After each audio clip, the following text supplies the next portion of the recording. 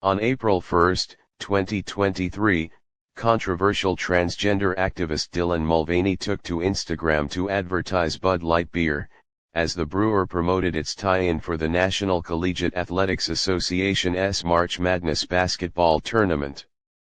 In the clip, Mulvaney, 27, sat behind cans of Bud Light, sipping from one while pushing a competition to win $15,000 and, at the same time, declaring complete ignorance as to what March Madness was about and even what sport it involved.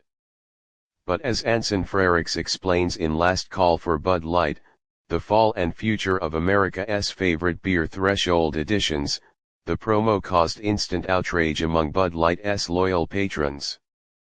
The reaction was explosive, he writes. Customers called for boycotts. Celebrities chimed in. Kid Rock was among the first to do so, posting a video of himself shooting a stack of Bud Lights with a rifle. F Bud Light and F Anheuser-Busch, he eloquently concludes.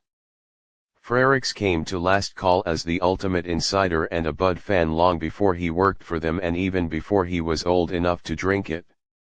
In 1989, he watched the Super Bowl between his hometown team, the Cincinnati Bengals, and the San Francisco 49ers, a game also dubbed the Bud Bowl as it was the first time a company, Anheuser-Busch, and its two largest brands, Bud and Bud Light, produced an ad specifically for the Super Bowl that would not run after the Super Bowl.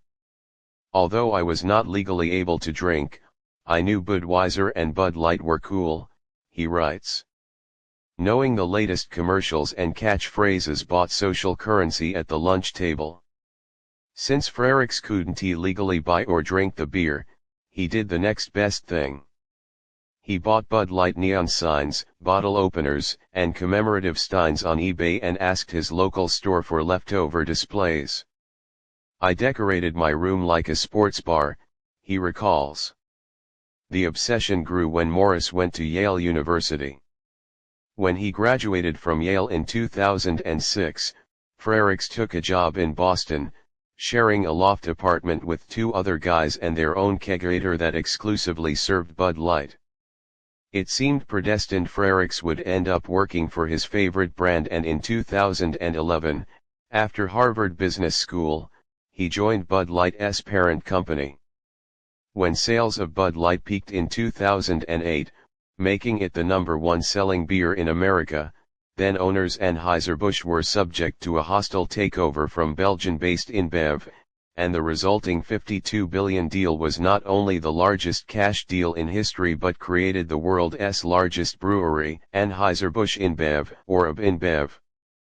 3 years later, after finishing at Harvard Business School, Frericks joined AB InBev.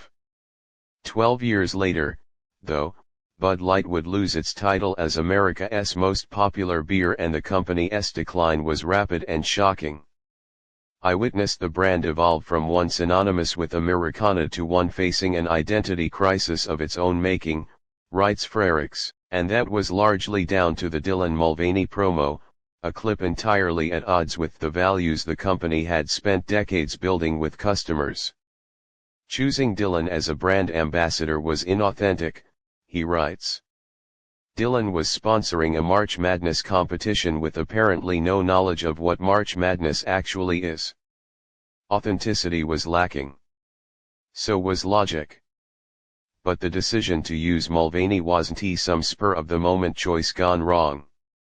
It was, says Frericks, the almost inevitable result of the AB InBev merger and how the two approached business. Anheuser-Busch, for instance, lacked financial discipline but knew how to build brand loyalty. InBev, meanwhile, was hot on efficiency but lacked the expertise to connect with consumers. In theory, the combination would build on the strengths of each, writes Frericks. In reality, the InBev culture won and the brands ultimately lost. Many mistakes were made. Moving the company HQ from St. Louis to New York City in 2015, for instance, changed the culture of the company beyond recognition. In St. Louis, AB was the company. Everyone in St. Louis wanted to be the Bud man. Many people from across the country moved to St. Louis to be the Bud man as well, writes Frericks. In New York, UB was just another faceless corporation in a faceless building. There were changes in the beer's visual brand identity, huge turnover in management, and billions of dollars of debt taken on to fund acquisitions. Also in 2015, the conglomerate made a huge blunder with Bud Light's Up for Whatever campaign where they printed 140 different slogans on their bottles. For the most part, they were inoffensive, e.g. the perfect beer for busting out all two of your dance moves, but one was disastrous. It stated that Bud Light was the perfect beer for removing no from your vocabulary for the night. Cue a social media firestorm. The brand was accused of promoting rape culture by advocating for the removal of no, writes Frericks. While UB InBev recalled the bottles and issued an unequivocal apology, it failed to learn lessons. In 2016, another campaign, the Bud Light Party commercials, also strayed from the tried and trusted. Scheduled to run throughout the 2016 presidential election, they featured comedians Amy Schumer and Seth Rogen, known Donald Trump opponents, and highlighted issues like gender pay equality and same-sex marriage. Consumers weren't impressed. Bud Light sales fell almost 5% in the first half of the year, failed to improve in the second, and then recorded its worst sales and share performance in the third quarter of 2016.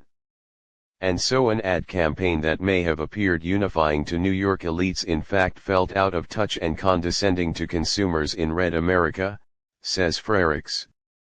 It's precisely why history repeated itself in 2023 when they hired Mulvaney, only this time it was worse. They say that learning in public is painful, but the lessons stick, says Frericks. But for Bud Light, the learning might not have been painful enough. The week before the partnership with Mulvaney, Bud Light sales had declined by 1.6% compared to the prior year. For the week ending April 8, sales were down 11%.